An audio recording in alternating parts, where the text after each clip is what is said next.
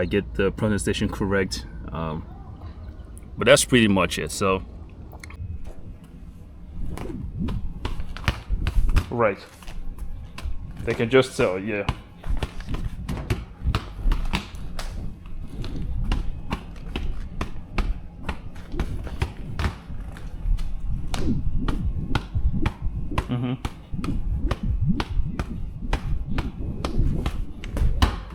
Yeah.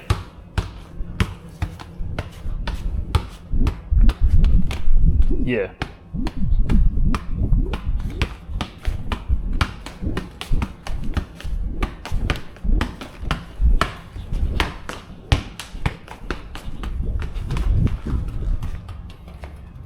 Right. Right. I can imagine. Yeah. Yeah, same.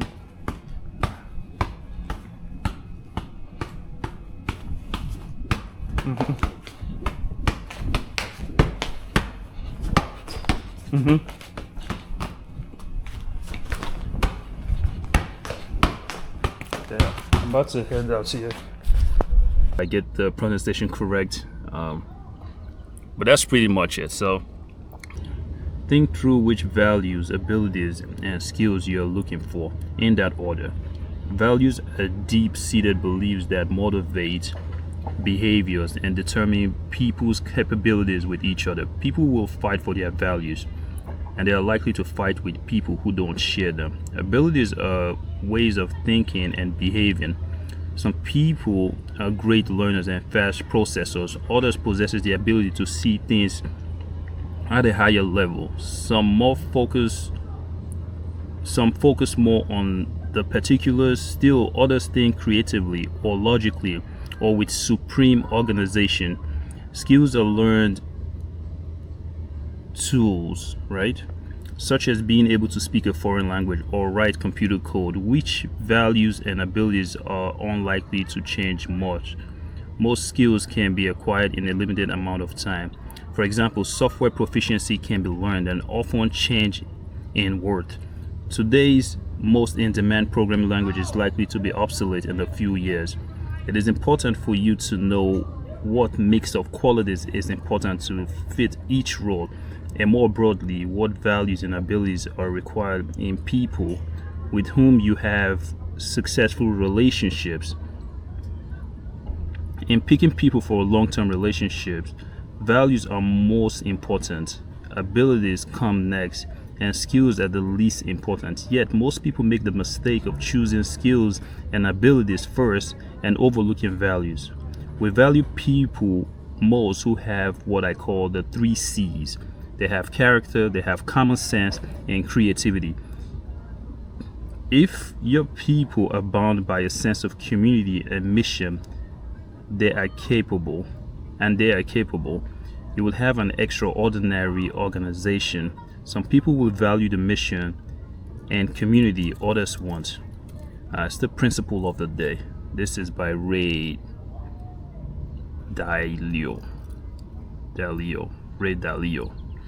I got to see if I get the pronunciation correct, but that's pretty much it. So think through which values, abilities, skills you are looking for and keep it in that order. All right, so that's what we have. It's not, of course, what it used to be. When you're looking at your expenses, you got mortgage, car payment, whatever it might be, taking care of future you needs to be near the top of that pack. And I think a lot of finance is understanding and like being kind to your future self, having empathy with who you're going to be 30 days from now, 30 years from now, and being really kind to that person and taking care of that person. One part of saving too is that I've always been a big saver, and I don't feel like I'm necessarily saving for the future. I don't feel like I'm saving money. I feel like I'm buying independence.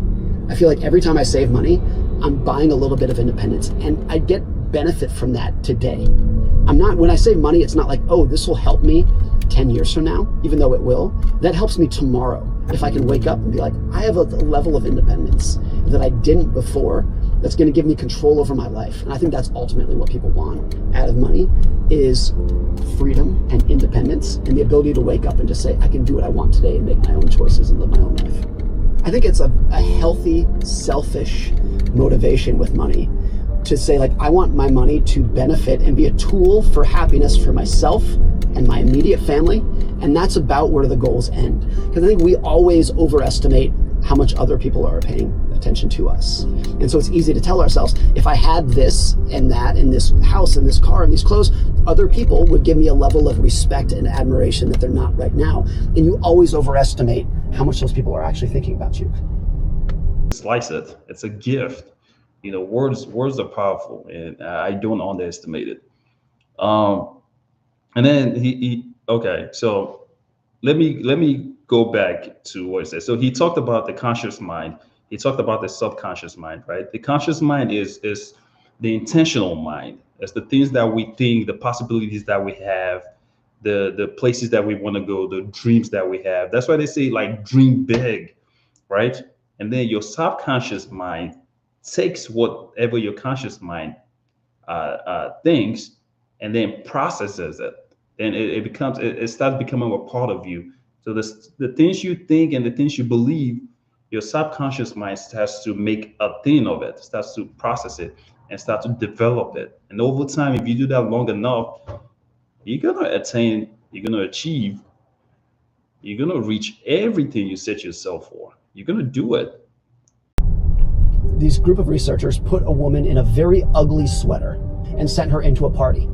And she mingled about and she came out, and they asked her, they said, how many people in the party do you think noticed your hideous sweater? And she's like, all of them. It was humiliating. And then they go in and ask people in the party, did you notice the woman in the ugly sweater? No, no, no, no, no. Nobody's thinking about you as much as you are.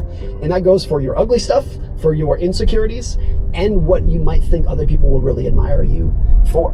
And you should not pretend that the other people walking down the street, driving past you, care whatsoever. It's not quite black and white. Like, I want to fit into the social group that I choose. And to do that, I need to talk a certain way, dress a certain way. It's not to just ignore everybody and do your own thing, but we overestimate the benefit that we get from it. And I first started thinking about this when I was about 19. I was a valet at a 5-star hotel in Los Angeles. And when somebody drove into the hotel in a Ferrari or a Lamborghini, I would stop and stare in admiration, but I never thought about the driver. What I would do is I would look at the car and I would say, if I was the driver one day, people will admire me. Nobody cares about the driver, but they want to be the driver because then they think people will care about them. We just overestimate the number of eyeballs that are on. Yeah, I'll get Nutella bowl. I'll get no coconut flakes on it. No coconut flakes? Yeah, I'll get cacao leaves instead.